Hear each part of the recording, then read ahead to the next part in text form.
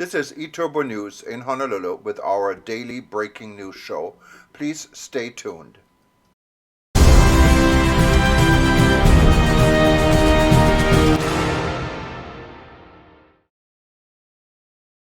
Welcome from Nepal. We have with us in the studio today Robin Bousted. He's a researcher with a particular emphasis on the tourism industry. He's also the founder of the Great Himalayan Trail, and he recently conducted some interesting research on something he calls regenerative tourism and the impacts of tourism in places like the High Himalaya Range. Welcome to our studio.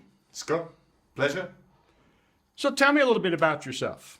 Okay, I don't think we have enough time to go through all of it, so I'll try and just pick out the bits I like most. I fell in love with the Himalaya 30 years ago, and I've been here as regularly as I possibly can be, to the point of now living here, being based here for the last 15, 16 years. I started off in tourism, but I also work in agriculture and ICT, information technology. And all of what I try to do has a sustainable kick to it somewhere. It's something that I was always interested in as a kid. I went off and worked for Greenpeace International for 4 years as a volunteer after university. And that's always been something that I felt was an important aspect of how we should be trying to live as well as we can on this planet. Great. And I know, what caught my attention, and the reason I wanted to have you here today, sometime back on social media, you posted this trailer for a video. And it was the trailer was all about research you were doing with people in villages living up in the high Himalayan area. And what struck me was at the end of the video, you're talking about how you would expect, with the increase in tourism and the increase in money and improved economy in some of these areas, that people would be feeling happy, people would be feeling very good about it. But the final words of your video are kind of chilling, or of the trailer, because they say, but that's not what they say. And that really grabbed my attention. Because I think there's a built-in assumption that if tourism comes to a community that didn't have it, that suddenly there's going to be wealth and money flowing to the community, and that should automatically improve things for everybody.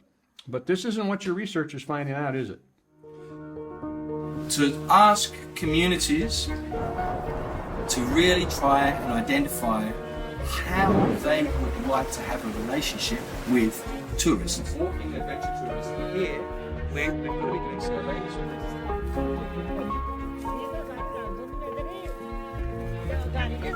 Feel about the impact of tourism on their lives and their communities and their culture. That's been positive, that it's been consistent, but what they're saying is not.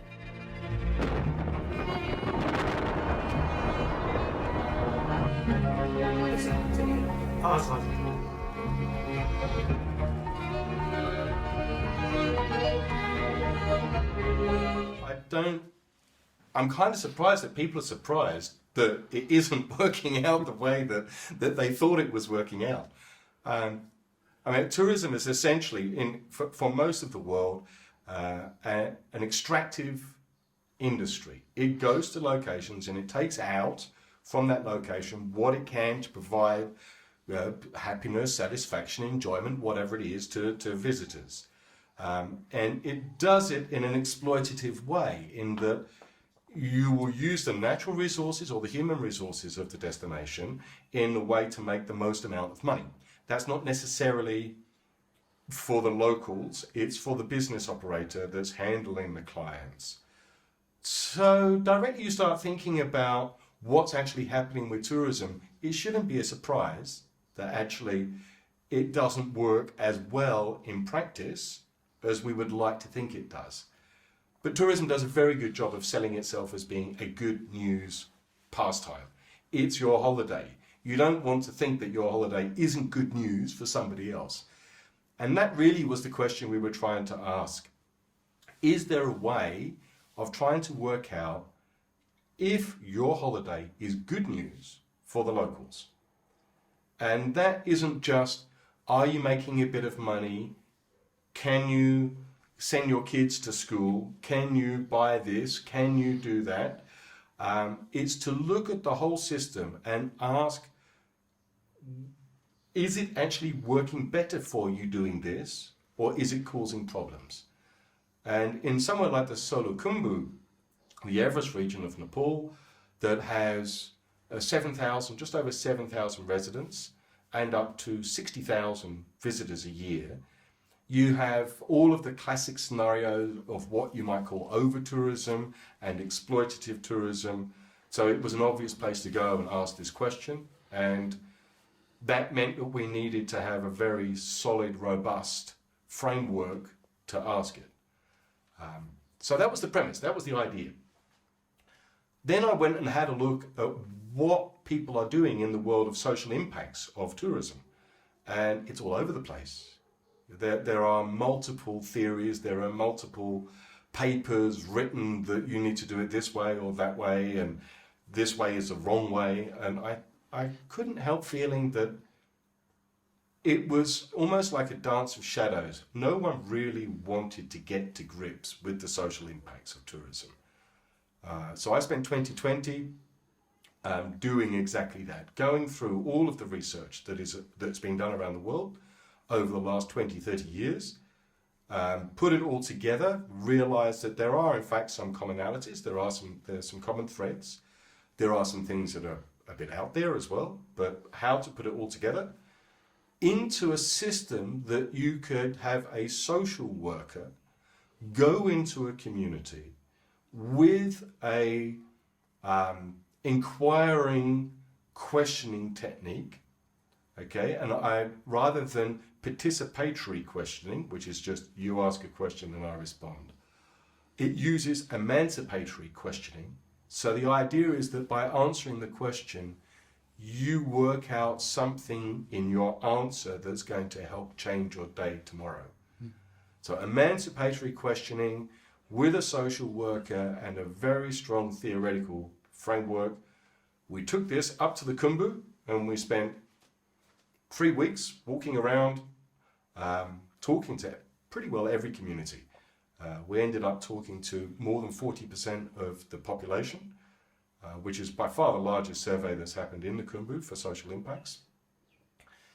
And it was surprising that what we were being told was so consistent, but what we were being told was deeply concerning.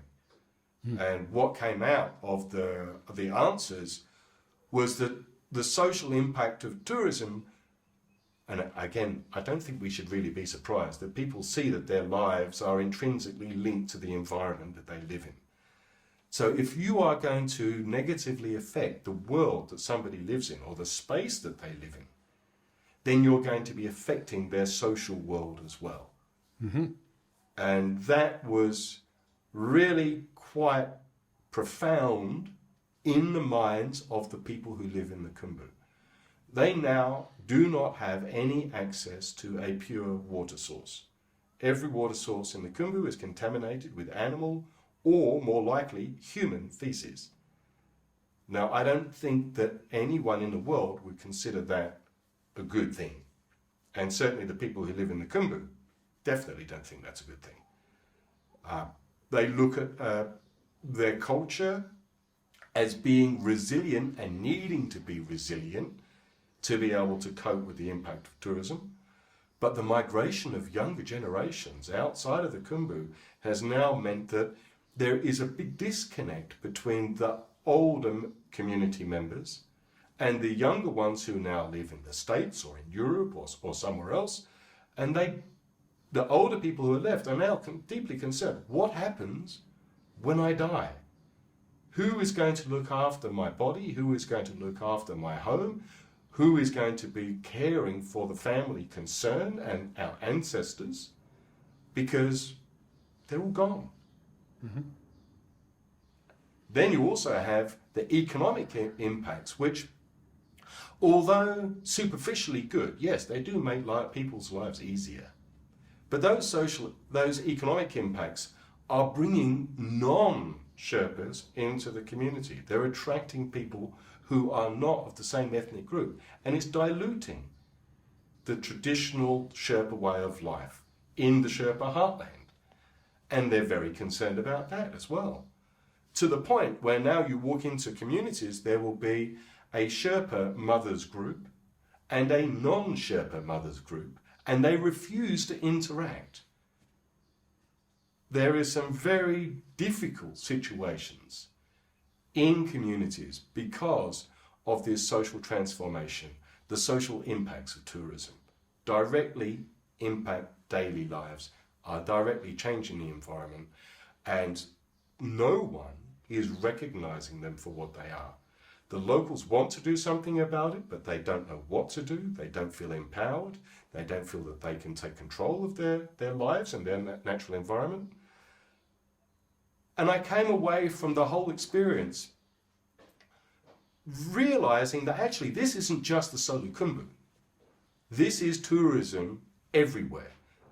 Because the problems that the Sherpas are talking about in the Everest region are exactly the same problems as the people in Barcelona are talking about, or the people in Venice are talking about. And it's the impact on their quality of life, on their daily routines, on access to be able to spend time doing things that's in their neighborhood in the way that they want to be able to do things. They want to be able to have access to natural resources that's reliable and on the terms that are equitable for the community. So then I began to realize that this social impact of tourism is actually pretty well the same everywhere. The scale of it may vary, absolutely, but the issues that people are talking about are pretty much the same everywhere on planet Earth. And that, I think, was the biggest outcome from my perspective, that it is possible to look at tourism, identify the problems, quantify those problems, come up with mechanisms where communities, governments, and companies can try to manage those problems and mitigate them. But you need to have a will to do so. You need to be willing to open your eyes and your ears and listen to people. And if you're not prepared to do that, then you're going to have some serious problems with tourism. I want to talk a little bit more about that, because you and I talked a little bit off camera about a process or a theory, I'm not sure what the proper term is for it, for something you call regenerative tourism. Can you tell me a little bit about that concept, how it might work? Sure. The idea of regenerative tourism has actually been around quite a long time. And there are some people in the world who have been at the forefront of trying to get a conversation about tourism to move beyond this net negative, which is what most of the tourism industry is, exploitative, very commercially focused, just going into communities and extracting whatever you can without really any thought or regard for consequence.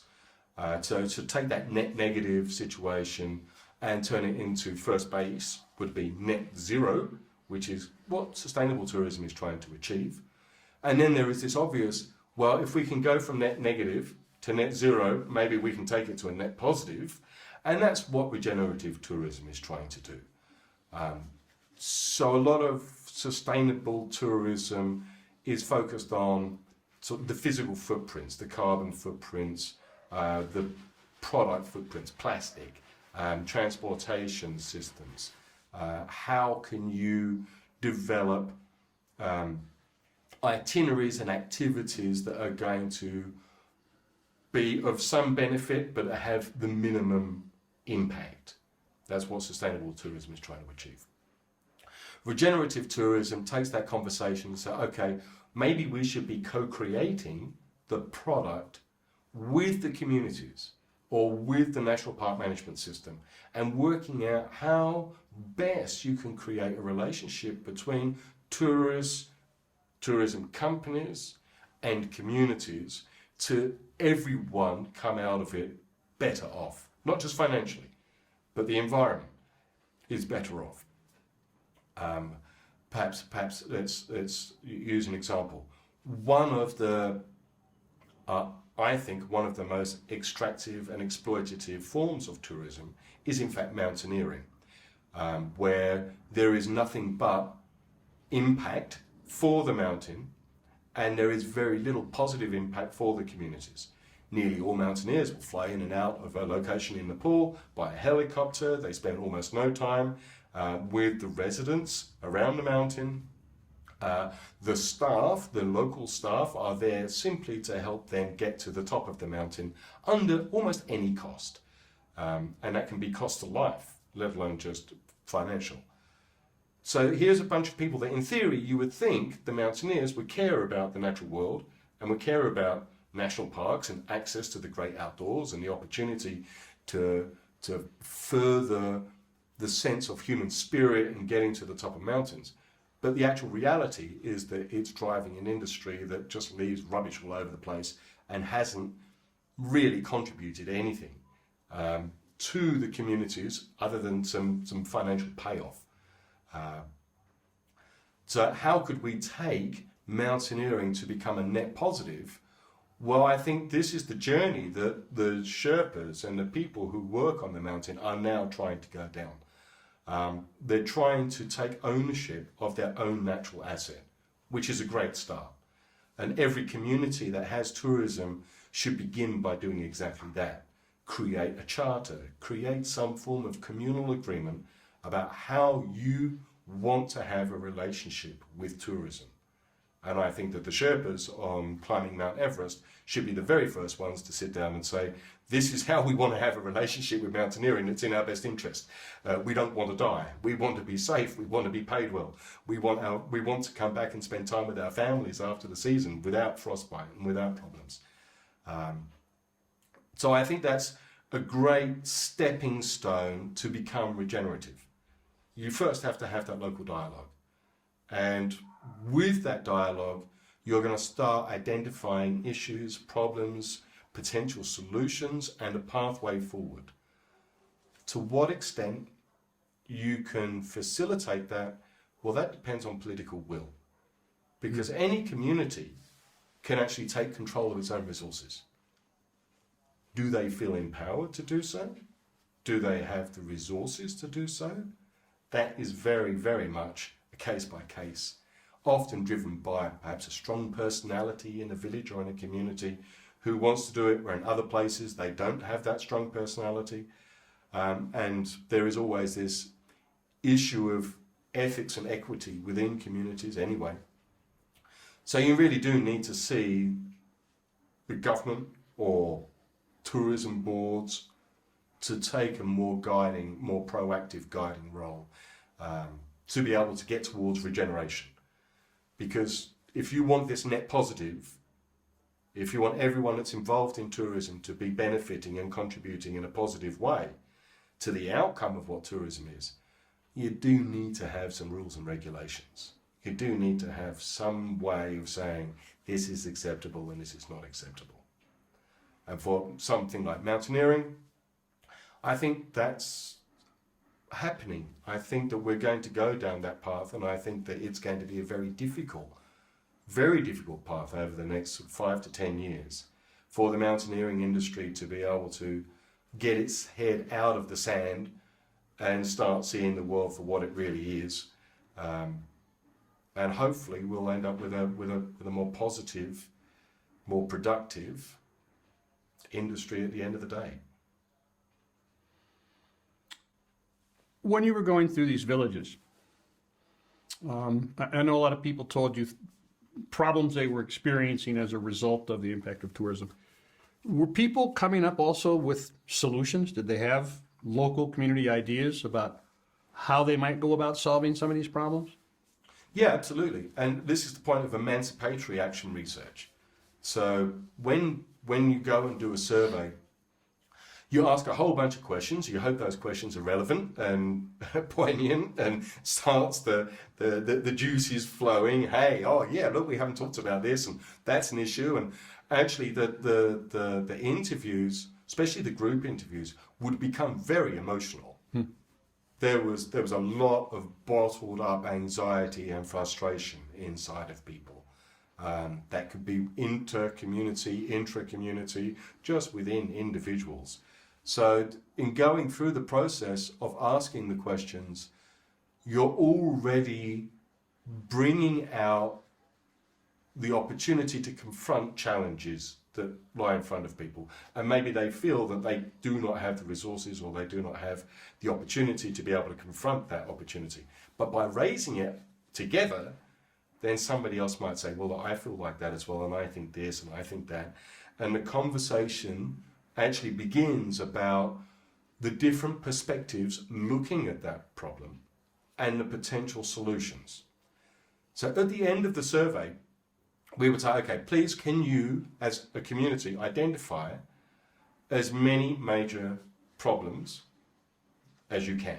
Maybe it's 1, maybe it's 3, maybe it's 10. Can you go through and just identify them? Now, can we prioritize the 3 most important? Can you decide between you which ones you think are the most important? And do you have any ideas about how you could go about dealing with these problems? And every single time, every single problem, there would be a potential pathway to a solution that the community would come together on. There is strength in numbers, there is confidence in numbers. And most of the time, people don't come up with solutions because they feel isolated. They feel that they're the only ones that see the problem for what it is, and that therefore they don't have the resources or they don't have the courage to be able to tackle that problem themselves. When you bring the community together and they discuss it openly, they realize that everyone else actually sees the same problem, and that there are ideas for being able to do something about solving that problem. So yeah, emancipatory action research, I'm very much a big fan of it. I think it's a little bit ludicrous to go into communities with a bunch of questions and just get your answers and then turn around and walk away and having had no further impact within that community than just some participation. But that's been the modality for most social impact survey research over the last 30 years. So I really don't think that there has been any case of using emancipatory action research in social impacts of tourism before. I think we were the first ones to do it. And I would love to see more people doing it, really. It's such a powerful exercise. And that provides a good segue for me into the fact that in addition to doing researching and going out to communities and conducting this kind of research, you also work with companies and tourist organizations and governments, perhaps, in coming up with ways to design effective research tools, and then from those effective research tools begin to create a regenerative model of tourism to head down that path. Where can people find out more about that? Okay, well, the social impact of tourism is all online. It's all available through the Great Himalaya Trail website. Can I get you to give that URL real quick? GreatHimalayaTrail.com. Great Himalayan Trail. No, Great Himalaya. Himalaya. It's not of the Himalaya, it is the Himalaya. Trail.com. GreatHimalayaTrail.com. Okay. There are a number of, there's a new research paper coming out this year on the impacts of tourism and climate change in the Sagarmatha National Park.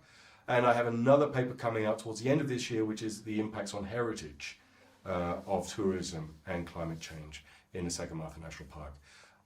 Now, all of these basically interlink around the same issues within communities.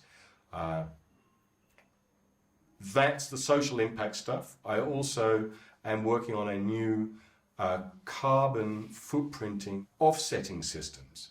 Now, before we talked a little bit about how in some areas of tourism, especially in areas like mountaineering, there is a socio-economic system that doesn't really benefit locals a great deal. Well, carbon offsetting is exactly the same.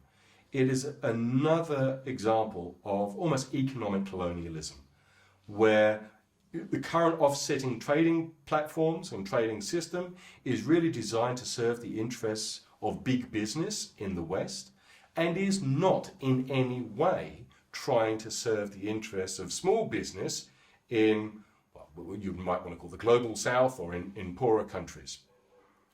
So the carbon footprinting, waste footprinting and water footprinting system, I am trying to link with offsetting programs within countries that would not necessarily be accessible to international businesses. They would be domestic market trading platforms and directly related to the footprints that are established within a country. So all of that's in process this year. The carbon footprinting is being done with an organisation called Travel Life and Karmacal. We're trying to get people like Skyscanner and Booking.com to engage with it as well. So we have something which is a really easy to use, intuitive system. And the offsetting programs will basically have to be negotiations with each government. And in fact, one of the first governments that we're talking to about this is Thailand. The Thais have taken a very proactive approach to wanting to calculate footprints and offset them within country. And perhaps that new normal that everybody talks about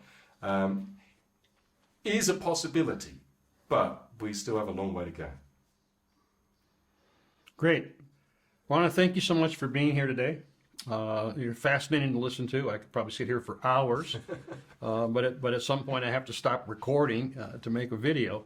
And I think your contribution to understanding what some of the issues of tourism are and finding ways to begin to go down the path of change for that is to be applauded. It's fantastic. I hope you all have enjoyed our time here today, and namaste from Nepal from both of us. Thank you, Scott. From Nepal to Ukraine, our Scream.travel campaign in cooperation with Etober News and the World Tourism Network is strong. Ivan Liptupa, our partner in Odessa, Ukraine, is sending these pictures from his backyard. These are the first attack by the Russian aggressor on his home city, Odessa. Да уж, вот там вот порт. Короче, жопа, мы видели 4 ракеты, как только что прилетело.